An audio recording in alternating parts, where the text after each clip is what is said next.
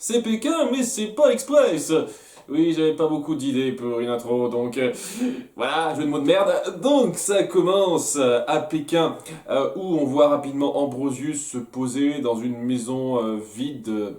Et est-ce qu'il est censé être à lui? Je sais pas, c'est un petit peu bizarre. Donc il pose son F quelque part, il réfléchit un petit peu sur le dessin du dragon jaune qu'on a vu il y a quelques épisodes. Et après, on voit Zarès qui entre dans la demeure de l'empereur de Chine au nom de l'empereur Charles Quint d'Espagne pour lui offrir un présent. Et il y a un truc... Pas grand chose, hein, c'est vraiment pas grave, mais ça me turlupine un petit peu. Il y a personne qui soit interpellé par le fait qu'il ait une voix grave, clairement, légèrement synthétique, et qui soit complètement couvert de la tête aux pieds et qu'on voit pas son visage. Il y a personne qui se pose cette question-là. Comment se fait-il que vous cachiez comme ça? C'est quoi votre truc? Personne ne pose cette question. Genre l'empereur, ok, ça va. Est-ce qu'il est de notoriété publique ce gars? Tout le monde connaît Zarès, le grand représentant de Charles Quint qui a une espèce de lubie dans son apparence. Je ne sais pas, c'est un peu bizarre. Enfin bon, il offre un présent au roi, à l'empereur de Chine. Il observe un petit peu sa salle des trésors grâce à ça et se rend compte que les représentations de dragons à 5 doigts sont un peu exclusives chez lui parce que ce sont des cas très rares et seul l'empereur y a droit. Alors je sais pas si c'est comme ça en vrai ou pas, mais ouais, c'est comme ça qu'il le présente. Et en général, on voit plutôt des représentations à 4 doigts. C'est-à-dire que c'est le truc de base. Hein, le truc commun, les dragons ont 4 doigts.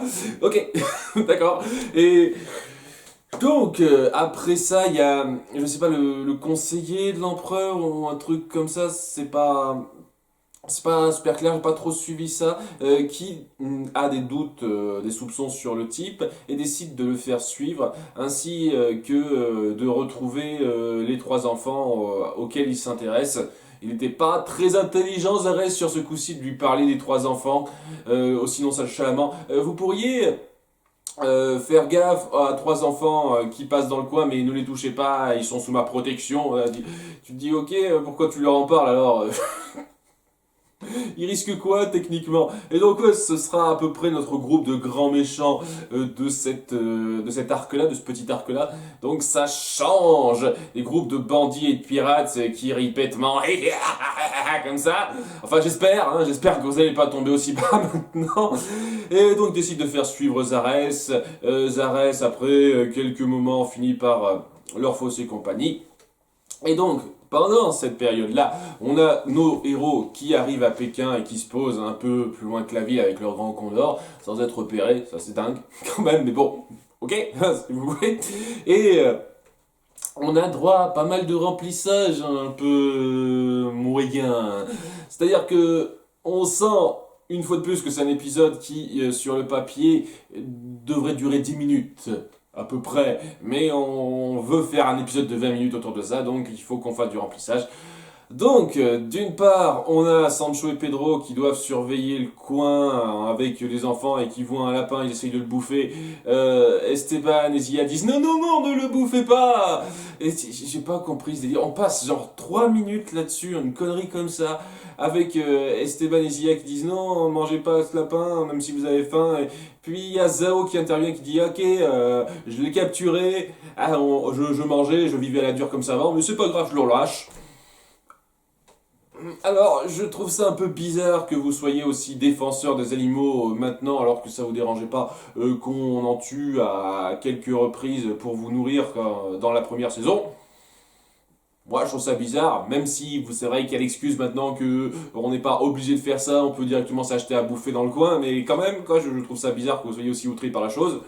Si c'était un remplissage inutile, tout comme on a du remplissage inutile lorsque il s'amuse en reproduisant les gestes des moines Shaolin, parce que c'est tellement marrant de voir quelqu'un faire wouhou, chara. Moi, ça me fait sourire à nouveau, mais il y a un moment donné, ça s'épuise le truc, hein, faut dire ce qui est.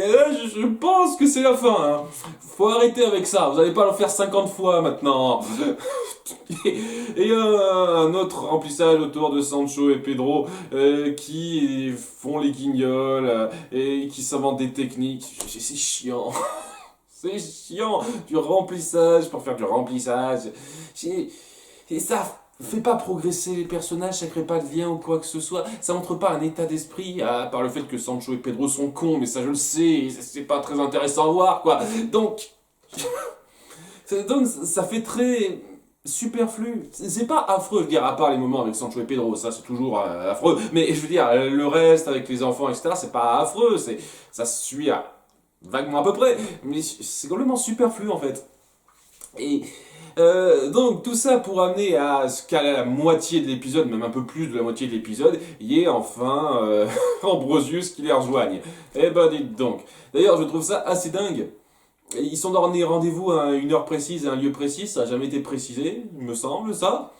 Et puis techniquement ils sont censés avoir quelques jours de retard par rapport à leurs horaires prévus, mais ils ont quand même réussi à arriver à temps. Je trouve ça assez dingue aussi. Enfin bon, c'est un petit détail, hein, pas grand chose. Alors, on essaye de jouer un petit peu, de faire une fausse piste sur le fait que Zarès et Ambrosius pourraient être la même personne, puisqu'on les voit jamais en même temps. Plus tard, on voit Ambrosius raconter qu'il a découvert que seul l'empereur conservait les statues de dragon à 5 doigts, et c'est peu de temps après qu'on ait vu Zarès le découvrir, et il apparaît auprès des enfants après qu'on ait vu Zarès faire faux bond aux personnes qui l'ont suivi. Et donc voilà, on essaye de faire une fausse piste par rapport à ça, mais on sent clairement que c'est pas le cas, ou alors ce serait pas logique par rapport à la fin, que je vous raconterai en temps voulu. Mais bon, pour l'instant, Ambrosius raconte ce qu'il a appris. Donc hors champ, comme quoi seul l'empereur conserve des statues de dragon à 5 doigts, et étant donné que le dragon jaune a 6 doigts, un doigt de plus encore, il doit être super méga rare, il doit y avoir donc un endroit très spécial où le trouver, tandis que Tao fait part de ses découvertes, il a rencontré un moine Shaolin, et il a donc confié son livre à ce moine l'espace d'un moment. Ambrosius flippe un petit peu, il doit dire, mon Dieu, mon livre n'est pas du tout en sûreté, etc., etc. Il l'a montré à quelqu'un, donc montrez-le-moi, montrez-le-moi. Je pige pas le délire, même s'il y a des choses à cacher, ou alors c'est vraiment quelqu'un qui veut cacher une espèce d'obsession. C'est pas impossible. Enfin bref, quoi, ça sent surtout un peu l'excuse, légèrement, très légèrement forcée, pour que Sancho et Pedro se retrouvent seuls avec la carte, enfin le petit parchemin avec le dragon jaune, et qu'ils fassent les cons pour faire progresser l'intrigue. Mais bon, en bien cette fois, donc on va dire que... Non, ça reste con, ça reste con. Donc ils font les débiles en bouffant une pomme, en la balançant sur le lapin qui revient faire un petit coucou. Et donc ils balancent la pomme sur le parchemin, bien entendu, et ce qui crée une énorme tache. Et donc ils se forcent, ils mettent tous leurs efforts pour rincer ça en frottant, frottant, frottant. Et en frottant, frottant, frottant. Et ça fait disparaître une partie du dessin qui cachait un autre dessin. Waouh, ça tombe bien que ce soit arrivé, dites-moi. Donc ouais, il découvre un symbole caché dans le parchemin en question qui semble indiquer que c'est à cet endroit-là, un endroit qui aurait ce symbole-là précis, qu'on devrait trouver le dragon d'or, le dragon jaune qui nous intéresse. Et donc il décide d'aller en ville faire des recherches avec Mendoza, accompagné par Mendoza. Mendoza qui est toujours un petit peu soupçonneux et un peu jaloux d'Ambrosius. J'aime bien cette petite dynamique d'un côté avec ces deux-là, ça me plaît beaucoup. Donc ces deux-là décident de partir en ville pendant que Mendoza ordonne à Sancho et Pedro de surveiller les enfants. Bien entendu, ils vont très bien y arriver, hein. Tu les connais depuis le temps. Autant parler à un mur, Mendoza, sérieusement. Et donc, pendant qu'ils sont partis, il y a les trois enfants qui se font attaquer par un dragon, semble-t-il. Enfin, faut vraiment être con pour le croire, parce que c'est clairement un cerf-volant. Alors, je veux dire, ok, ça peut être...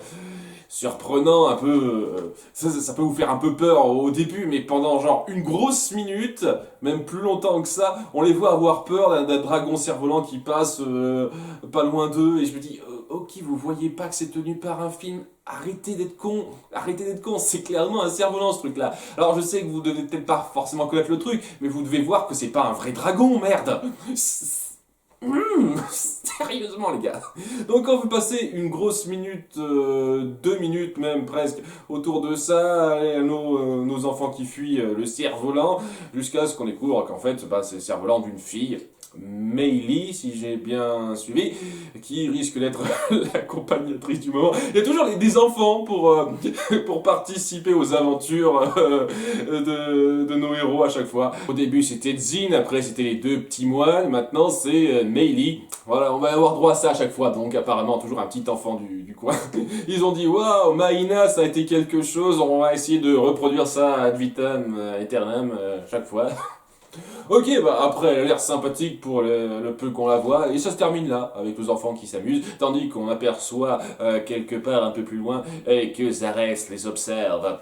Donc, étant donné que pendant ce temps-là, il y a Mendoza et notre ami Ambrosius qui sont partis en ville, ça veut dire que logiquement, Zarès n'est pas du tout la même personne qu'Ambrosius.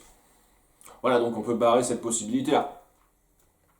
Ou alors il y a un truc qui est pas clair du tout, ou la mise en scène est pas très bien réfléchie. Si on accepte les remplissages, surtout ceux autour de Sancho et Pedro, c'était plutôt sympathique. Voilà, il y avait quelque chose d'intéressant par rapport à la relation Mendoza-Ambrosius.